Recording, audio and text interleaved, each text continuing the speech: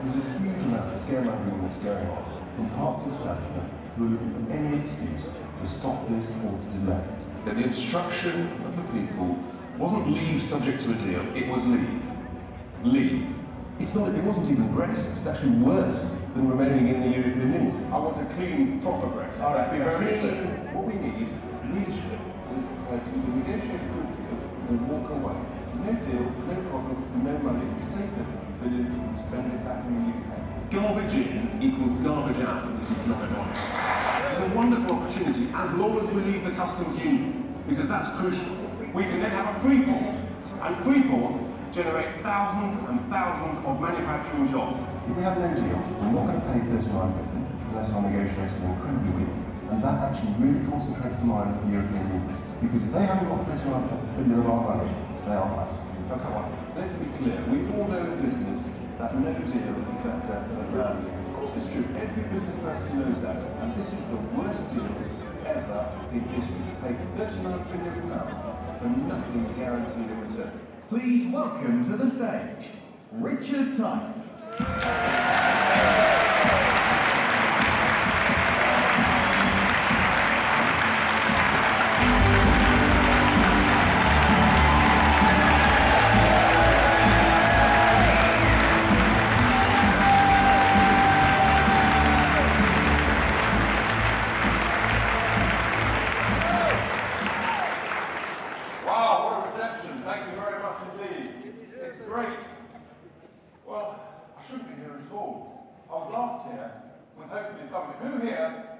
Who was here in September?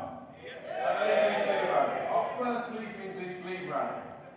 Never then did we think that we would be here, 7 or 8 months later, standing in European elections. It's an absolute outrage. But here we are, we've launched the Brexit Party.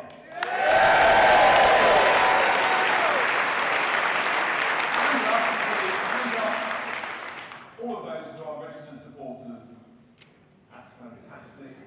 There's a few who are still thinking about it. When you get home tonight, hopefully we'll have convinced you. 25 quid, we need your help. It really is absolutely vitally important. But we've just launched 5 weeks ago. And in that time, over 100,000 people have joined as registered supporters. Some of you may know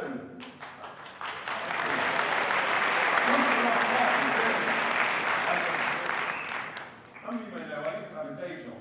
I don't know where it's gone, but anyway. I've been involved in building thousands of homes, creating tens of thousands of construction jobs, bringing out hundreds of millions of pounds of investment into the UK. And yes, I was a member of a certain other political party. You've been quite kind, some of you really mad at that. Then I accepted the invitation to be chairman of the Brexit Party. Because we know, we know, those of us that believe in Britain, that we have been completely and utterly humiliated. That's why we launched the Brexit Party.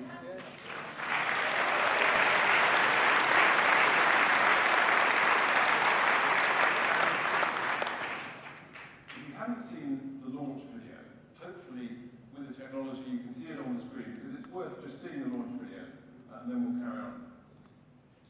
Check, IT, enjoy the launch. That is why I set up the Brexit Party.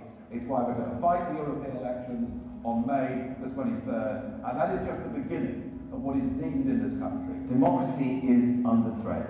And when politicians fail to deliver, there must be consequences. I was due to vote in 2016, but now I support the Brexit Party because I believe in delivering on democracy. It's time to recognise that actually we are an incredible nation. This isn't about left or right. But standing for our right to be heard. Successful, hard-working, so much to be confident, enthusiastic and optimistic about. That's why I'm supporting the Brexit Party. We are a single nation. We wish to remain a nation. They must adhere to the promises made to the people. Let's be optimistic. And for the benefit of our children and grandchildren, if you want a home and you're a Brexiteer, you join the Brexit Party now.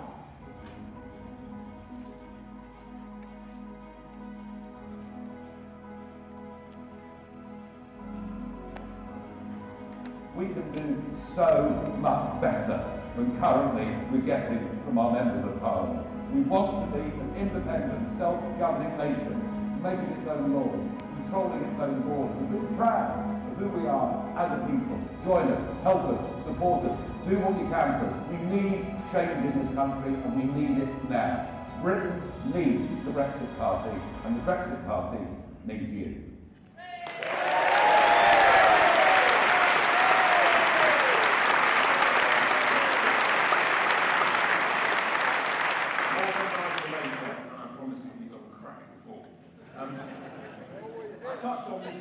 I touched on this humiliation. It beggars belief that our Prime Minister has written not one, but 2 begging letters in the space of a fortnight, asking overseas leaders and bungling bureaucrats in Brussels as to how we, this great nation, should conduct our affairs. It's an absolute outrage.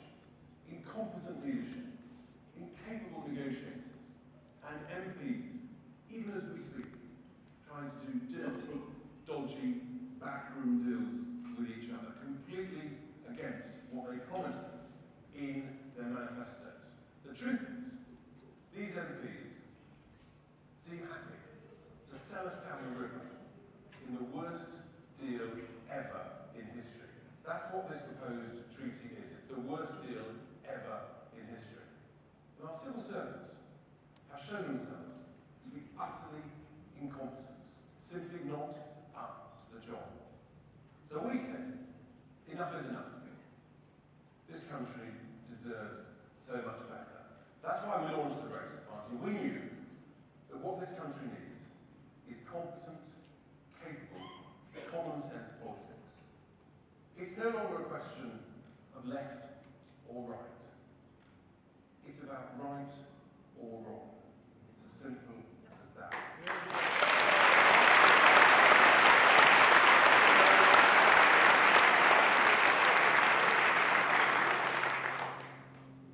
Be under no illusion. We've got to take on the vested interests of the establishment. We've got to take on the multinationals and the lobbyists like the CBI. We've got to take on and reform the civil service so that our country is properly run and properly governed for the people, not for the establishment. That is our objective. We are here, ladies and gentlemen, be under no illusion to change politics for good. The two-party system is broken. It has completely and utterly failed us, the people, and it's got to change. That's what we stand for. And we've had a pretty good reception in the last 5 weeks, looking at the polls. But the big poll, of course, is this Thursday. And we need all of you, please, tell your family, tell your friends of friends. We've got to get out the vote. We've got to win this, and ladies and gentlemen, we've got to win it big. Really, really big.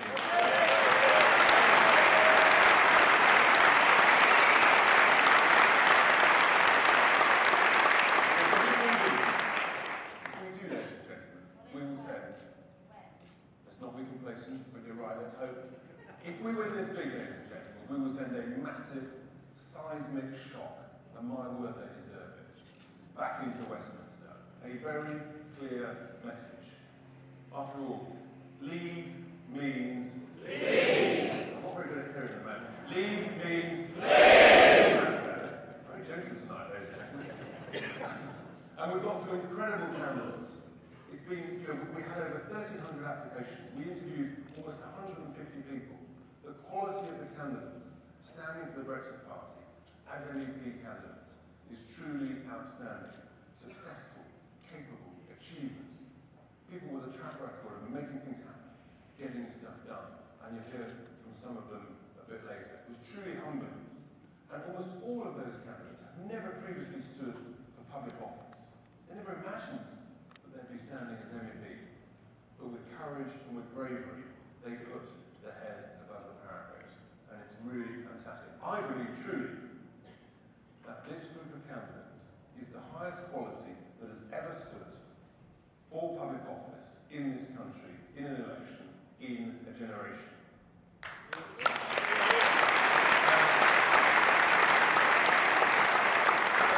The whole political spectrum, and indeed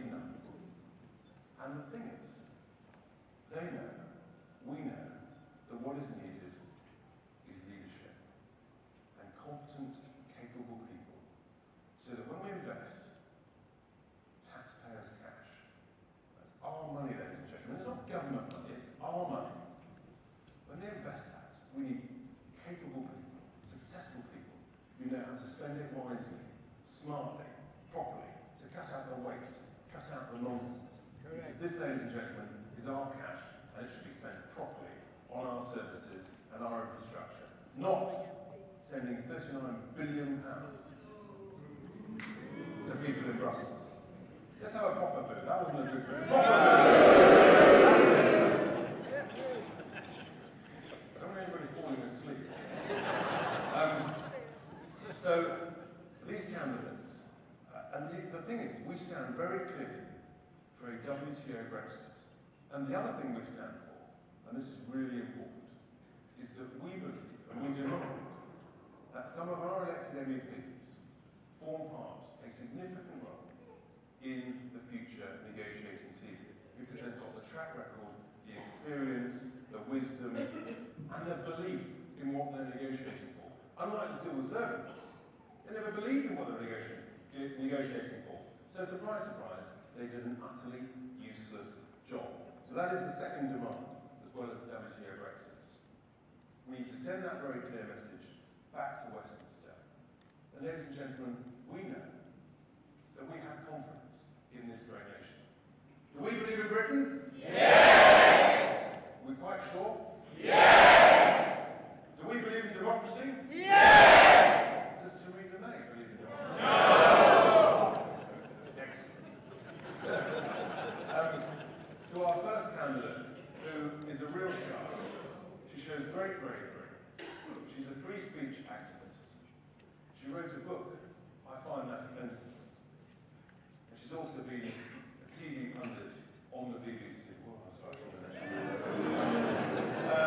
before we welcome Claire Fox to the stage, let's just watch her video, hopefully on the screen. Yes? No? It really is a watershed moment for democracy. The historic question posed to us is whether we're going to let democracy be overturned. As late as Tony Benn once said, democracy is the most revolutionary thing in the world. Too bloody right. Without it, we are voiceless subjects. With it, we're citizens with the power to change our destinies. Now is the time to take a step forward and to fight for our votes. Every last one of them. Please welcome to the stage, Claire Fox.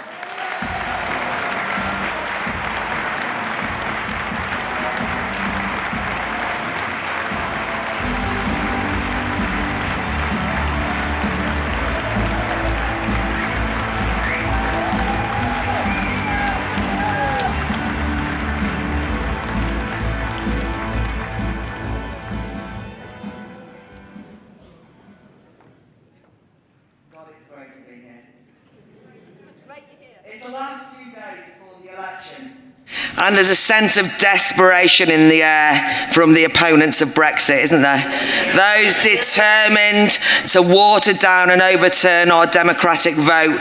Well, they are doling out insults and abuse, coming at us fast and furious with a kind of shrill, conspiratorial, wild, fantastical accusations and vile muckraking. They are in danger of debasing public life. One Guardian journalist, describing the atmosphere of a rally much like this in Yorkshire last week, said it was the Blitz spirit whipped up into a lynch mob. A lynch mob. What a vile, horrible sentiment. It's tempting to lash out. It's tempting, but we will not resort to their tactics. It's fantastic to see here, throughout the country and even on social media, the Brexit Party candidates and supporters alike are rising above this muckraking. I quoted before Michelle Obama's advice. They go low, we go high. So now again, as they go even lower, we must go even higher.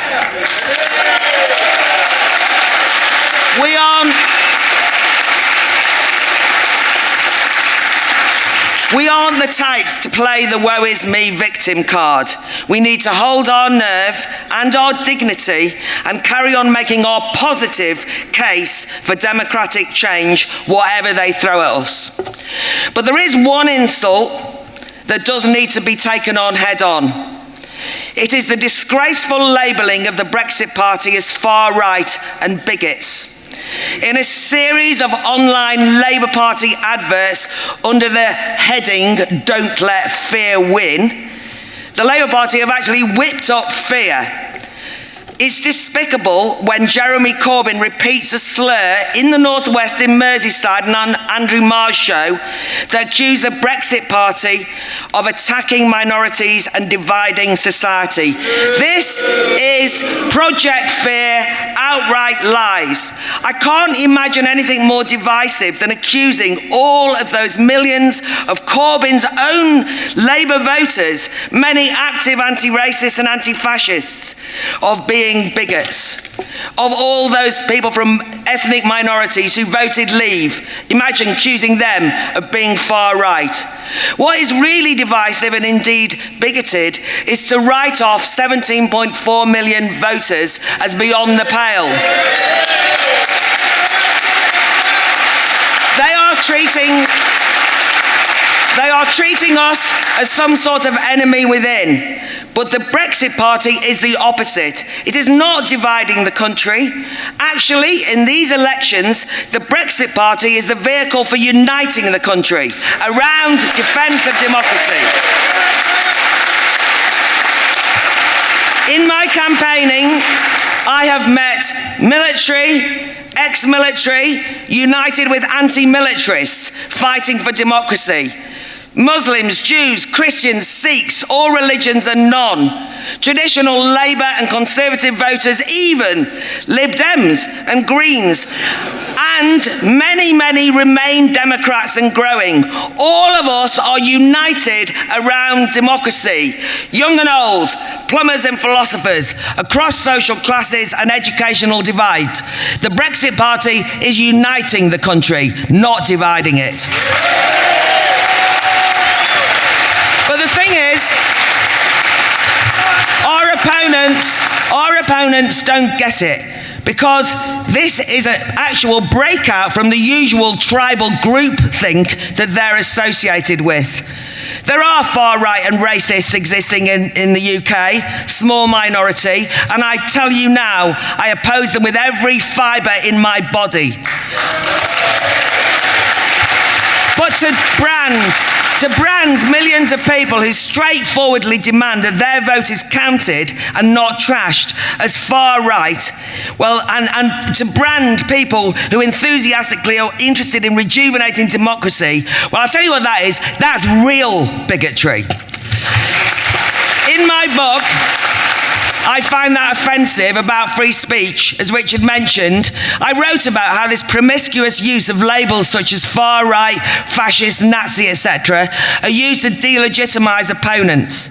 That means that Corbyn's Labour Party or Lib Dems or Heseltine and Remain Tories, when they use those labels, they are basically complacently refusing to bother engaging with us. They are lazily trying to silence and shun and discredit arguments without even having to win a political discussion. And I think that we should recognise that we are better than that. We have the arguments. They are lazy smearers. When Labour Party adverts say, don't let fear win, though, they're right. We shouldn't let fear win. Fear is a cheap political tactic. But we in this room know that, don't we? Because Project Fear has been tried on us before. It didn't work then and it shouldn't work again. We are the ones who optimistically embrace the challenge of a new political, social and democratic arrangement post-Brexit. It's our opponents who are the risk-averse pessimists who see any challenge to the status quo as scary. We're brave, they're scared, we're not going to be put off by Project Fear. When technocratic Remain MPs or terrified sections of the liberal media describe this movement and these rallies as far-right or populist, socialist, remember it's because for those in the old decaying mainstream parties, they're just so unpopular, they don't recognise what a popular movement actually looks like. Of course they say that big rallies like this are just uniting around democracy, and they're just saying the word democracy is oversimplistic, a slogan, a soundbite. They say we lack nuance, that we underestimate complexity of democracy. Well, who are they kidding? Democracy is not just a word for us. It's built on a rich seam of history and philosophy. It's built on Enlightenment ideas of equality, liberty, freedom of association, freedom of conscience, free speech. We understand that. Democracy is not just a soundbite for us. If you think that, then go try reading John Locke, Milton, Tom Paine. But it's not just a historical concept either. We, in this historic moment, need to make democracy our own again, and to use these EU elections to kickstart a national democratic discussion throughout the UK. And I want to quote you a great Labour Party icon and socialist Eurosceptic Tony Benn. He said this about democracy: if you don't keep up the pressure for democratic control, you lose it. It's use it or lose it. There is never a final a victory for democracy. It's always a struggle in every generation. And you have to take up the cause time and time and time again. Tony Benn is right. But this is our time to take up the cudgels for democracy. It's also going to have to cry for freedom. It's not a slogan. We're going to start by making history, by actually starting a great, fantastic, deep democratic debate. To finish, there's a wonderful mood, I think, of democratic liberty in the air. All the street stalls and rallies and meetings I've been at, today out all over Salford, fantastic discussions going on. A real thirst for proper, principled politics, open-minded debates and discussions on new ideas. Those who say, where's your manifesto? Listen, the Brexit party's been clear. There's an exciting project after the European elections about what that manifesto will contain. But for now, the mainstream parties in this area all have manifestos. The thing is, they're betraying them. All the candidates of the Labour Party and the Tories are selling them out.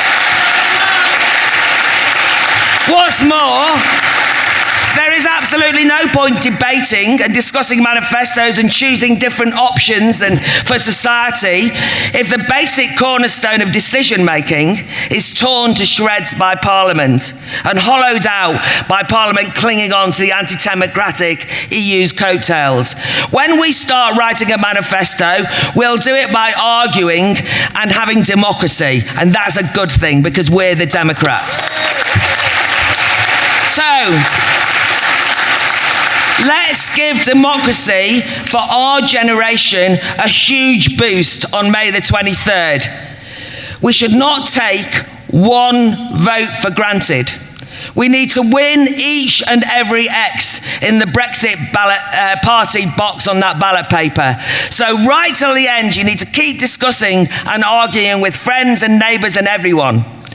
I'm rushing off now, I'm not wanting to be rude, because I'm speaking in Preston at another local Brexit Party event.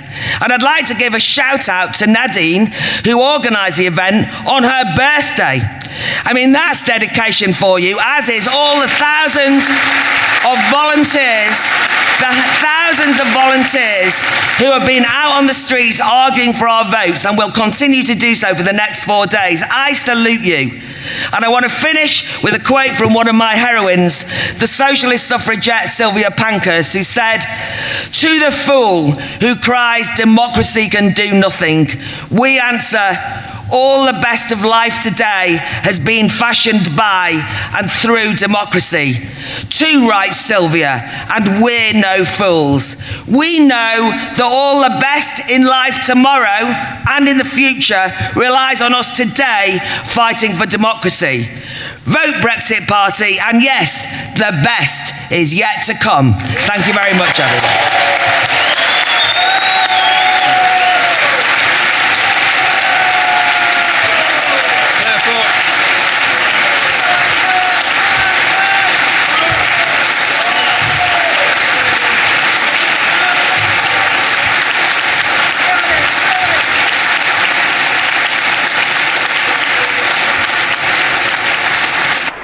Sister Star.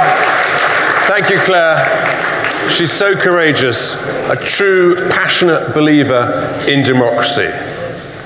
And we all know, ladies and gentlemen, that completely contrary to what the other parties have been doing and saying, they viewed Brexit as a problem to be mitigated. Whereas we all know that actually Brexit is an opportunity to be grasped. It should be embraced with aspiration, ambition, enthusiasm, optimism, confidence, and belief, because we are an incredible nation. And I mentioned earlier about some of the business people that have been prepared to put their head above the parapet, to stand up for democracy, but also to know that actually this country should be run so much better. And the next speaker, he is someone, he's an entrepreneur from the world of technology, from the world of property. He knows how to negotiate deals. He is just the sort of person that we should be putting in to the future negotiations against Brussels. So please give a huge welcome to the stage, Ajay Jagota. Please welcome to the stage, Ajay Jagota.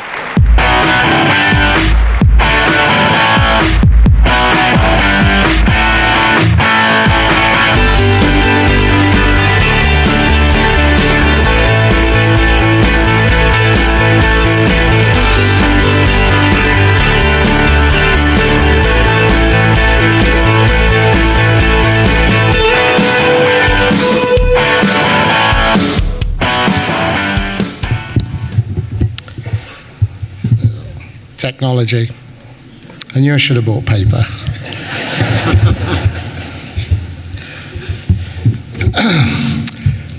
So, hello fellow Brexiteers! It feels great to be here in Bolton. But you know what? I'm feeling excited. I'm feeling energized. And I'm so looking forward to Thursday. Are you? Are you? Good. First, let me thank you for all here and all those watching on live stream for the fantastic support you have all shown all of us candidates. Thank you very much. Thank you.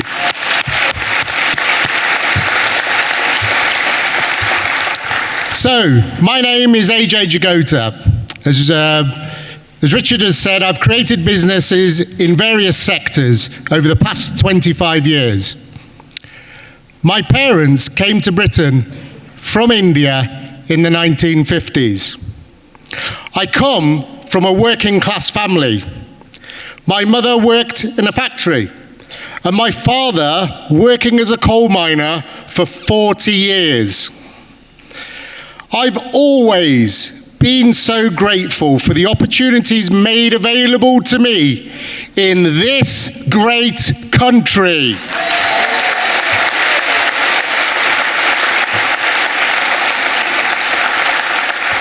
Now, both my parents are lifelong Labour supporters. So imagine their surprise as their only son joined the Conservative Party. But then, imagine their shock when I was elected chairman of my local association. Oh, they were not happy. But ladies and gentlemen, in January, I resigned.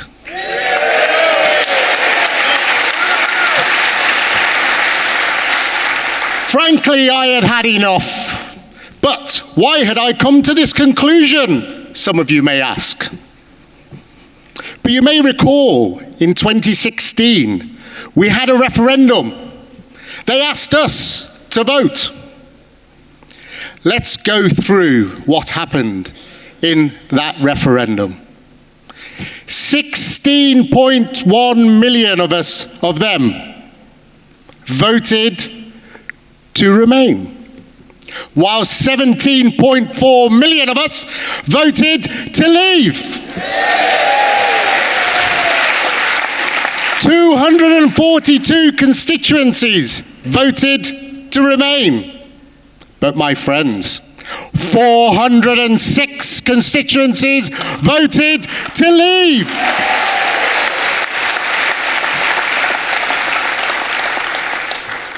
Three, yes, only 3 regions voted to remain. But like this region here, 9 voted to leave. So, all looking really good so far. So like many of you, I believed we'd won the argument and we were set to leave. But my friend, in a faraway place called Westminster, there's a group, you might have heard of them. They call themselves MPs. They, in direct contrast to you, the people, they voted 160 to leave, whilst 486 of them voted to remain. And for the last 3 years, they have done everything, absolutely everything, to thwart that result. That is why I decided to stand for the Brexit Party. Together, my friends, we stand for democracy, and together we can change politics for the good. Friend, but let's remind us, what is broken in this two-party system? And what have they given us thus far? Oh, no. Let's be fair. You have to be fair to these people, because they're watching. Oh yes, they're watching. So what did they give us? They gave us this, my friend, for Brexit. They gave us nothing but fudge. And I would like you to join in with me. Let's go through those people. What has the Conservative Party given us? Fudge. What has Theresa May given us? Fudge. What has the Labour Party given us? Fudge. And what has Jeremy Corbyn given us? And what are they trying to do now? No, my friend. No. Again, let's be fair. So Theresa May has gone from giving us a finger of fudge. She's now working on giving us a box full of fudge. But I don't know about you. I've had enough fudge for the last 3 years to last me a lifetime.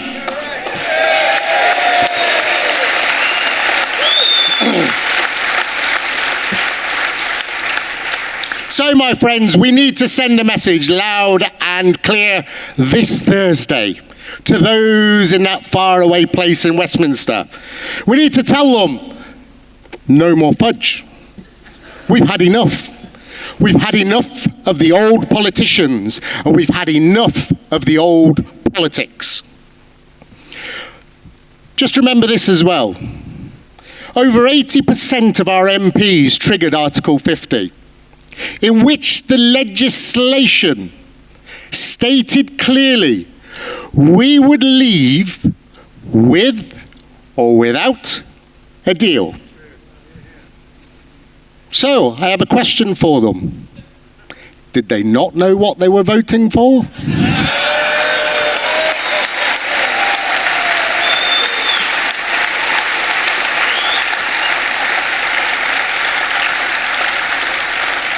We need your help to win on Thursday. We need to ensure we win for democracy. So on Thursday, there's only one party in town, and that's the Brexit Party. Thank you.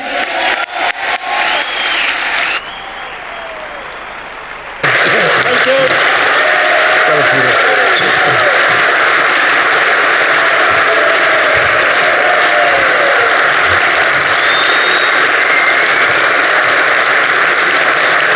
Not only a great entrepreneur, but also an inspirational speaker. Ajay, thank you very much indeed. The courage and bravery that you've shown, putting your head above the parapet, is to be admired. And so to our next speaker, who also never imagined that he would be standing for public office, to go to Brussels. Never imagined it, frankly never really wanted it, but he likewise was enraged by this betrayal of democracy. His career, he originally trained in the world of medicine, and he's been a passionate proponent of healthcare, in particular for children. Who here remembers Newsround and John Craven? Hands up. Our next speaker was the first person on that programme to speak about healthcare for children.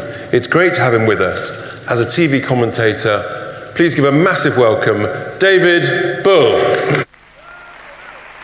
Please welcome to the stage, David Bull.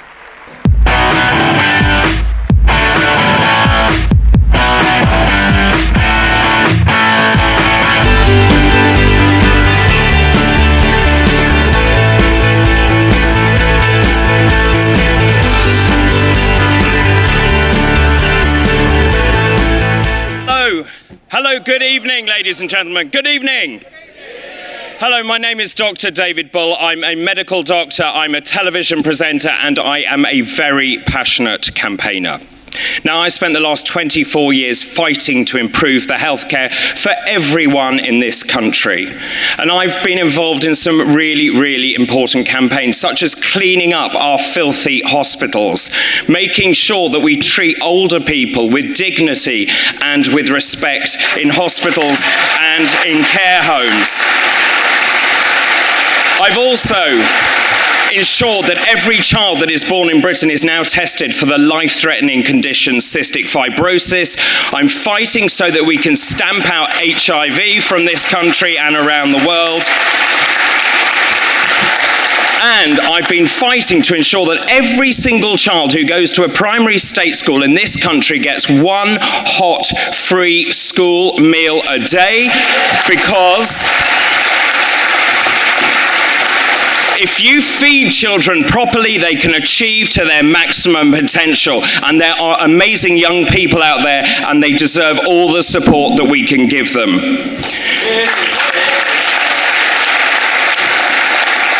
These are really important campaigns, but the campaign that we are now fighting, all of us together, is the most important campaign of my life, because we are fighting for democracy, and democracy is in trouble. There is a fundamental fragmentation, and here in the Northwest, Ajay told you about campaigning up here, I felt it as well. Such palpable, tangible anger. People are livid, and this unites people across the political spectrum. And why are people angry? Well, people are angry because they voted, and no one is listening to what the people, what all of us here have said.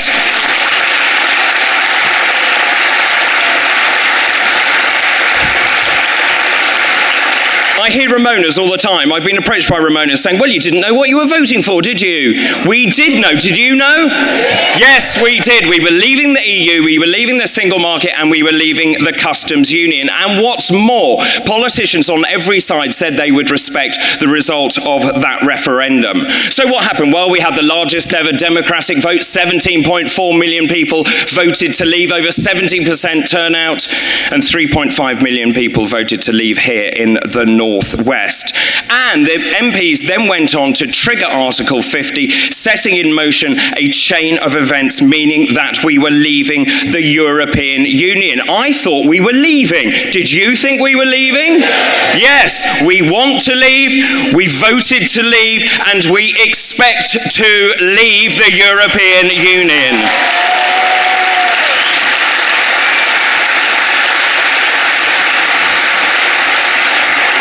Do you know, since then there's been absolutely nothing going on. 3 deals that Theresa May has brought forward. She's about to bring forward another one. The Conservatives are in disarray. Labour is in disarray. We're going to see a terrible deal try to come through the House of Commons once again. And the campaign is now getting very vicious indeed, because the opposition are worried. They are throwing around slurs, they're throwing around intimidation. And the one, as a doctor, that worries me the most is I hear hear time and time again, well, there won't be any medicines, the hospitals won't function. It is nonsense and it is dangerous, and it mustn't carry on.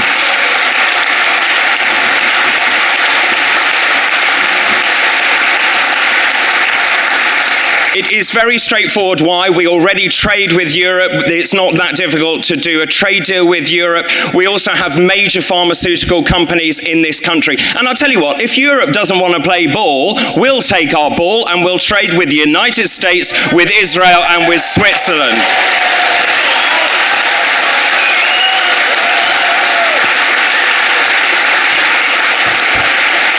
In closing, fundamentally, this is about democracy. The United Kingdom is meant to be the mother of all democracies, and right now we are a laughingstock around the world. On Thursday, this is a very pivotal moment in British politics. This is the moment when your voices are going to be heard, when you send politicians in the EU and Westminster an extremely powerful message that we will be listened to. This is where we change politics for good. We are fighting for a free, independent, self-governing country, and with your help, we will win.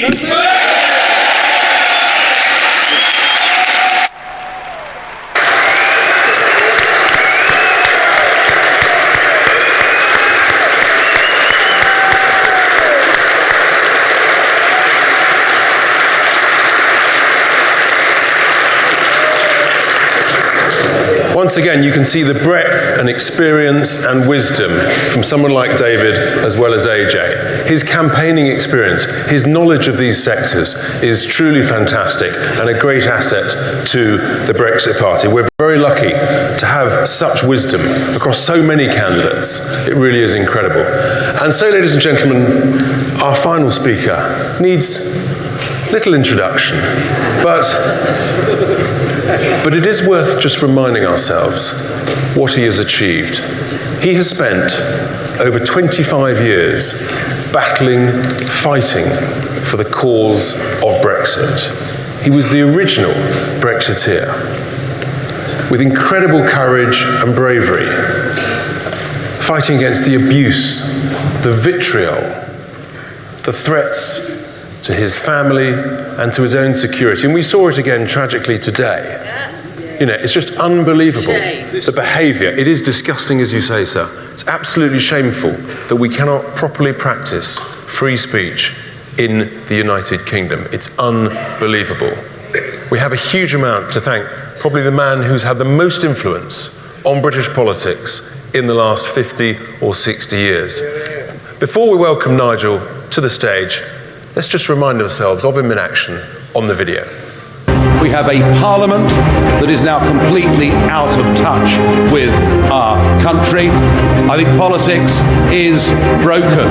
Our task and our mission is to change politics for good.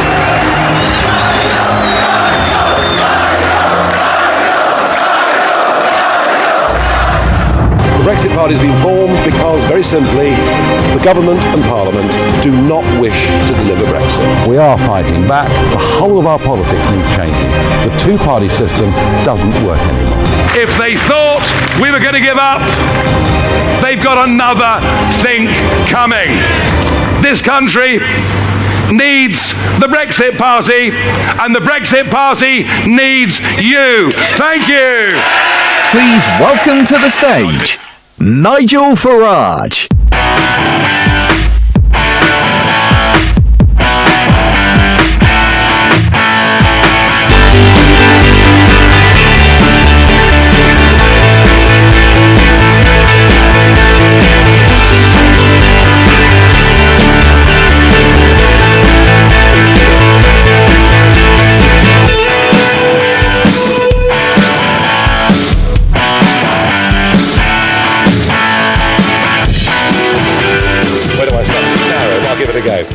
Hello, Bolton!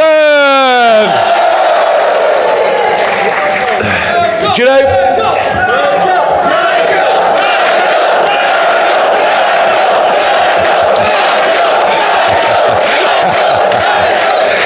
You haven't heard what I've got to say yet. It could be a load of old rubbish, couldn't it? Wait till the end. Do you know?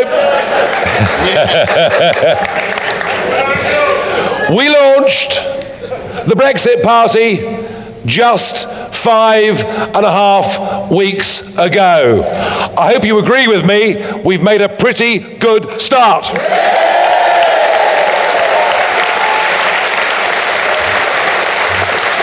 And boy, did it need to be done. We won that referendum fair and square. We won it by a majority of 1.3 million votes, and we were told by everybody, including that leaflet that David Cameron put through all of our doors. Do you remember? Yes. Do you remember David Cameron? Only just. That leaflet from the government made it clear, your wishes will be implemented. It was clear, wasn't it? And then, a year later, there was a general election in June 17, in which both the Labour Party and the Conservative Party said, vote for us and we will implement Brexit. We then, of course, I can deal with the hecklers, don't you worry. We then, of course, had Article 50 voted through by 500 MPs, and it became the law of this land that we would leave the European Union on March 29th. You're awake, thank God for that. We would leave the European Union on March the 29th with or without a withdrawal agreement. They're warming up now, Chairman. I mean, in fact, they could even recite the rest of the speech, probably. And it hasn't happened. And it hasn't happened because right from the very start, a very significant number of people in public life in this country have disrespected the will of the people, have betrayed the greatest democratic exercise in the history of our nation. And I, having spent 25 years fighting to get that referendum and to help to win that referendum, I was not going to be rolled over by these people. I decided I was going to fight back. That is why I founded this party.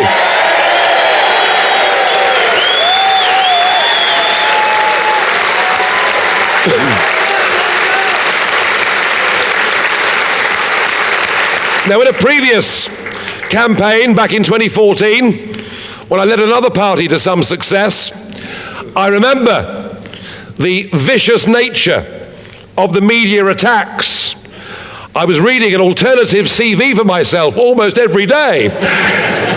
In some of the newspapers, I have to say, I wish some of it was true. Life really would be fun. But anyway, you liked it. But I remember feeling pretty browbeaten at the time. I'd not been through the mill, perhaps quite in that way. And there was one thing in that campaign that inspired me. I got a letter addressed to me, opened it up, and it was in very spidery handwriting. And the author of the letter said, "Dear Mr. Farage, during the war, I served in Bomber Command on many missions over occupied Europe." He said, "And I can tell you, you only start getting flack when you're getting near the target." All right.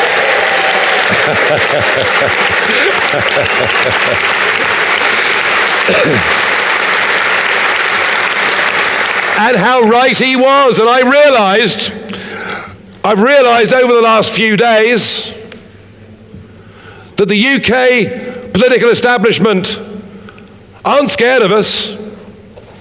They're absolutely terrified of us. Oh yeah. Oh yeah. It started off with an attack from Mrs. May. Well, you know, I wasn't too wounded by that, I can tell you. At the launch of her European election campaign, did you see it? There she was, with 4 candidates on the stage, all of whom looked as though they'd been taken hostage to appear with her.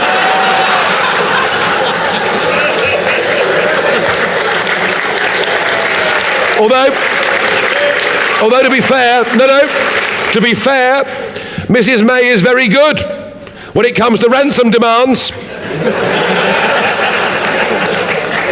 Because she's paid a $39 billion one to Michel Barnier, and when we leave on WTO, we won't give him a penny, all right?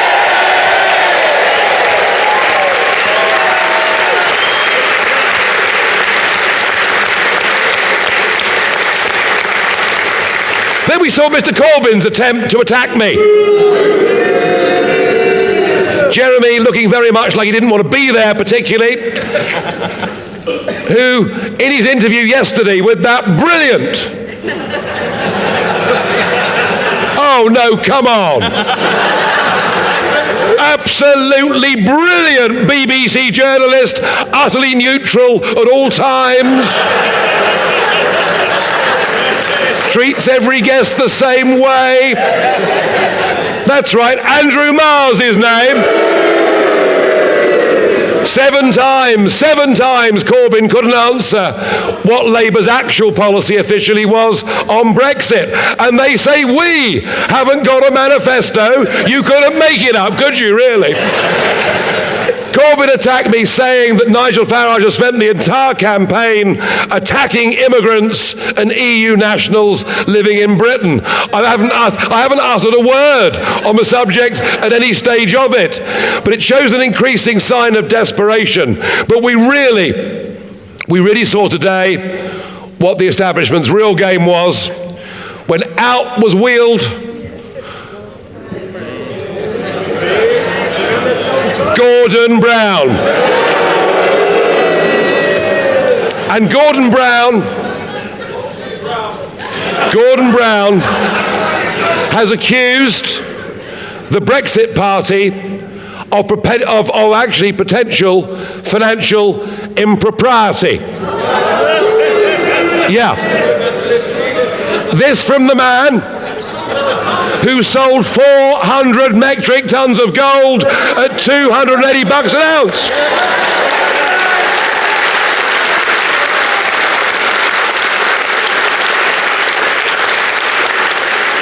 But more seriously, this from the man who was Chancellor of the Exchequer at a time when Lord Levy was Labour's chief fundraiser, and when, shall I say, an astonishing number of large Labour donors finished up in the House of Lords. And he has the front to attack us for being a grassroots organisation that have asked people to become registered subscribers to our party and to pay their £25. I wonder, how many of you in this room are registered supporters of the Brexit Party? Thank you, thank you. Are you watching? Mr. Brown, conspiracy theorists on The Guardian, and wherever else they may be. We have raised over £2.5 million on our website, and these are the people that have done it.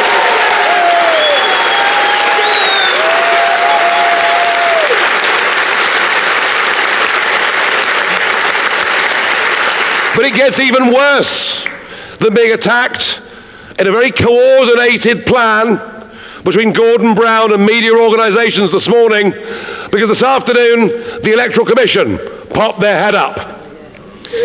We went to the Electoral Commission last week to show them the checks and methods that we have in place to make sure that donations to this party are legal and absolutely in line with the law. They gave us a clean bill of health.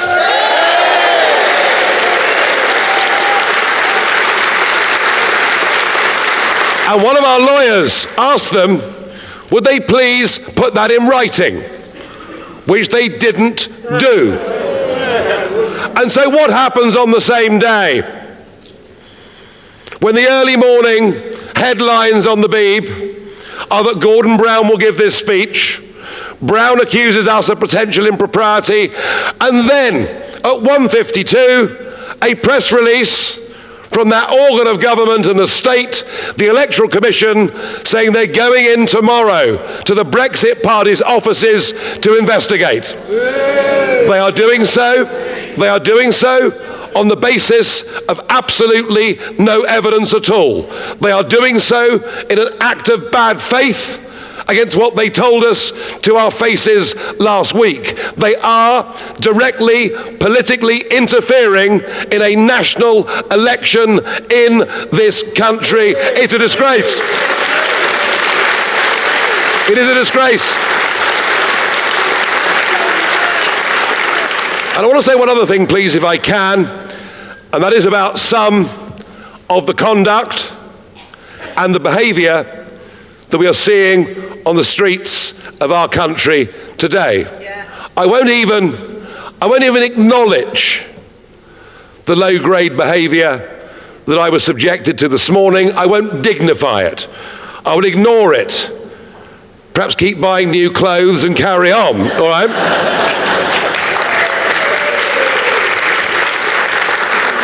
But let me say this. For a civilized, democratic nation to function in democracy, the loser has to give their consent. The loser has to accept they've lost the election and do their best to win the next election. That is how our system works. If the loser doesn't give consent, then the whole democratic process, the effect of an election being like a safety valve, is lost. And what we have seen in this country since that referendum are very, very senior members of public life in this country. Former Prime Ministers like Blair, Johnny Major,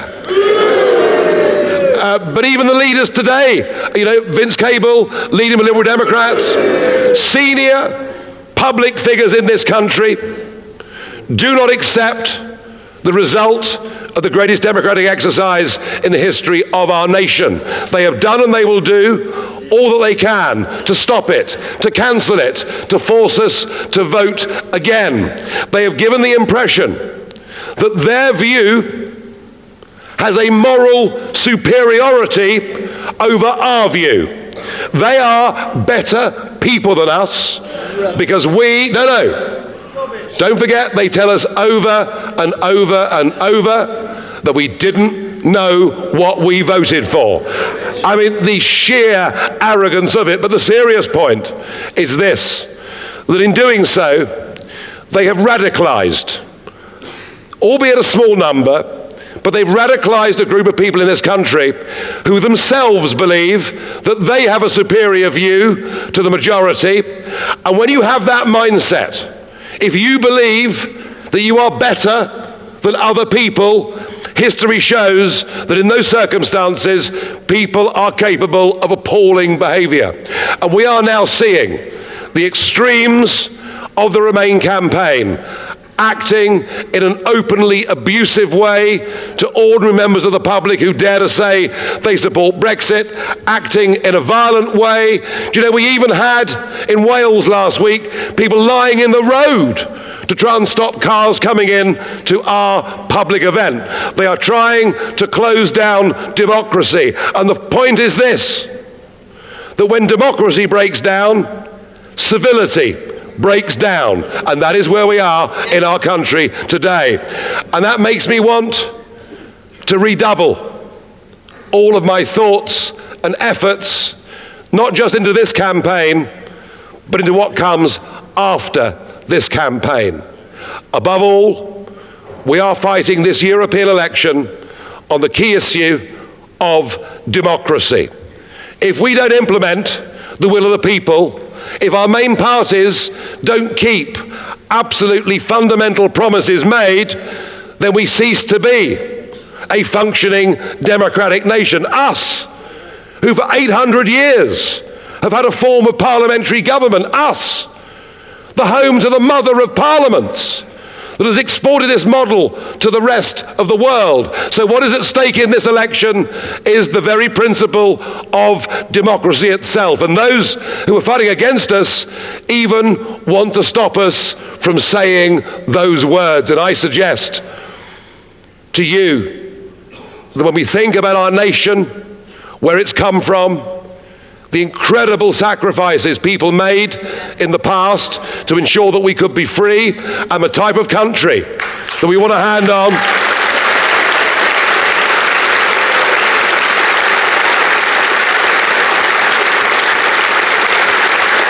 I suggest that we redouble our efforts.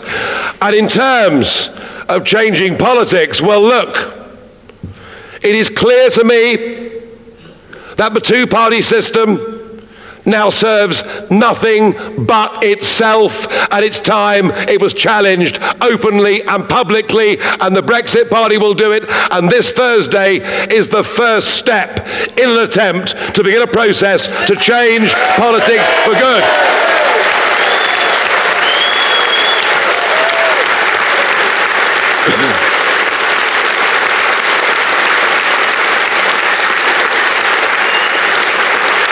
We need to look at the party system. We need to look at the voting system. We need to look at the House of Lords. Filled up with 700 of Blair and Cameron's mates. We need to look at the Electoral Commission. Every single one of whom sits on the board is you'd never guess it, would you, Remainer. We need to get the institutions of Westminster. What goes on in SW1 now needs to be representative of what our country is as a whole. So I'm asking people to go out on Thursday, vote for the Brexit Party, give us a win, but perhaps even try and give us a big win. Because if we get a big win, all of those constantly whinging and whining on about a second referendum, all of them, Lord Heseltine, right the way through, oh, my favourite. Oh, no, my favourite. How about this? I need cheering up after the day I've had. Anna Soubry.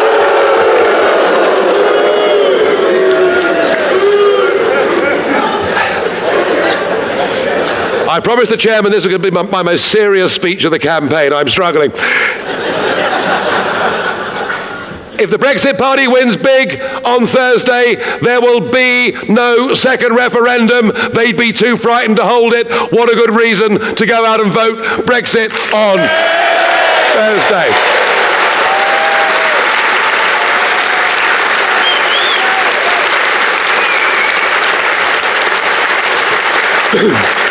If you vote in big numbers for the Brexit Party on Thursday, we will put back on the table that which Parliament took away, the key negotiating tool in any business negotiation. If Brexit win on Thursday, a clean break WTO Brexit will be back on the table for the 31st of October.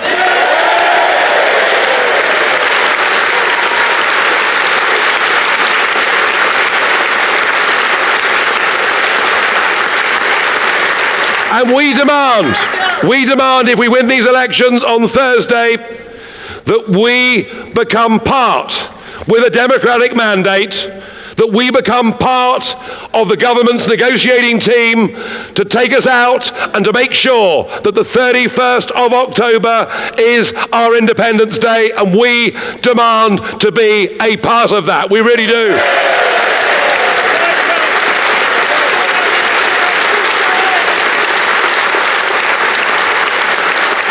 And the bonus ball, if you like, the icing on the cake is if you vote Brexit Party in big numbers on Thursday, if the Conservative vote gets obliterated, then we'll see the end of the worst and most duplicitous Prime Minister since Lord North lost the Americas, and May will be gone. How about that?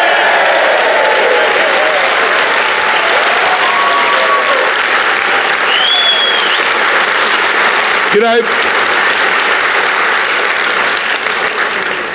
perhaps the most remarkable thing about this 5.5 weeks is that I know there are many, countless millions of people out there, like myself, who have been enraged, upset, frustrated, angry by the shenanigans we've seen over the last 3 years. And yet, at every one of these meetings, when people leave here, they're no longer angry, they're actually uplifted.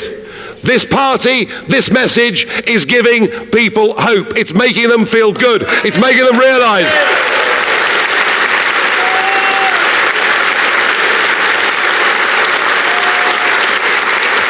It's making them realise that in the end, if enough of us are prepared to stand up and fight for what is right, and even though we shouldn't even need to be here, we know in our hearts that the majority is with us. It's not with career politics. It's not with big business. Help us make this first big step back to us becoming a true, democratic, independent nation. Go out on Thursday and help us. Let me ask you, are you with us? Yeah! Thank you very much.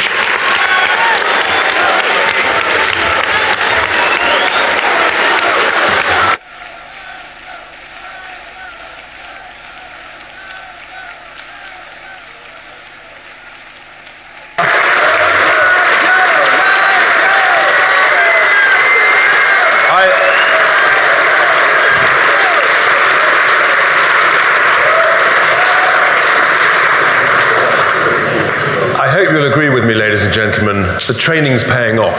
He's back with a vengeance. And we've just got time for 3 questions, and to give Nigel a quick breather. The first one is from Jeff from Bolton. After we win the European elections, what next for the party? Well, 2 weeks after the European elections, we've got a by-election in Peterborough.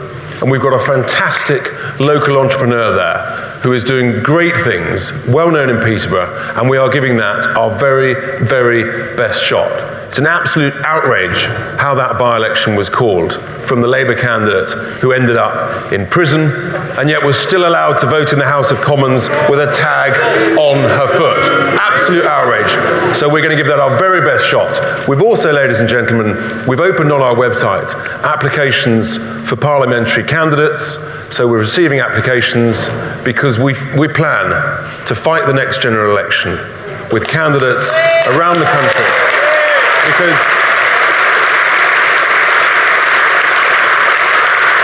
Because what we know that there are competent, capable, successful people out there from all walks of life who, like us, have said enough is enough. I need to get involved. I need to help run and govern this country properly for the people. It's a huge opportunity, and we mean to take it. Right. So,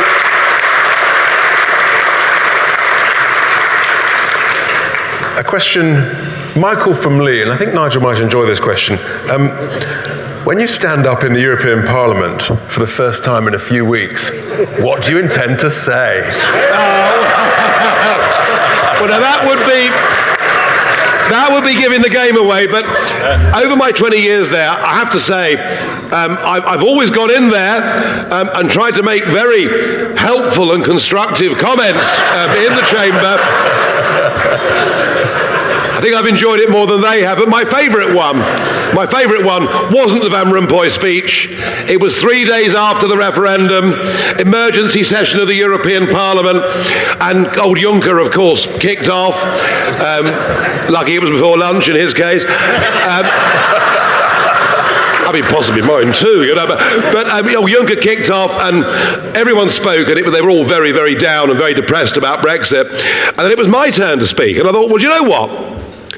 I think that for the first time ever, today they're going to treat me with respect. That's what I thought. Just shows you how stupid you can be, doesn't it, really? So I got up, and 400 of them started booing. And I thought, right, you're going to get it today.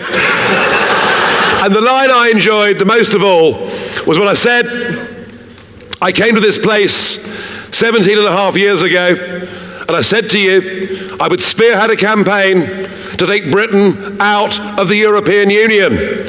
And you all laughed at me. Well, I said, you're not laughing now, are you?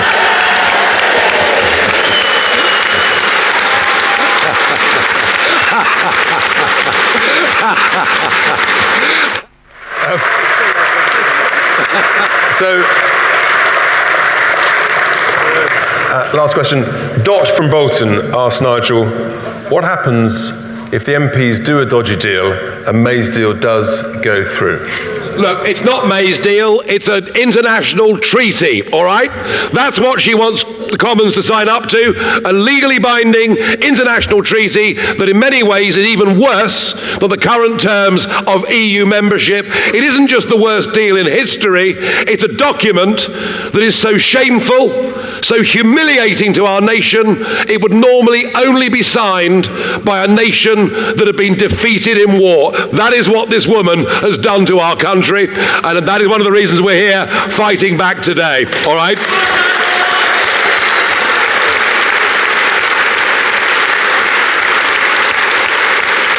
There is a school of thought, there's a school of thought that Conservative MPs are now Labour MPs, because we're now tearing chunks out of the Labour Party here in the north, and in South Wales, we've got the Labour Party absolutely on the run. So there is a school of thought that says, oh, they'll all sign up to Mrs May's treaty with an add-on of a permanent customs union and single market rules because they're so scared of the Brexit party. Believe you me, if they commit that final act of betrayal, far from it being bad for the Brexit party, it'll put us in a position to perhaps win the next general election.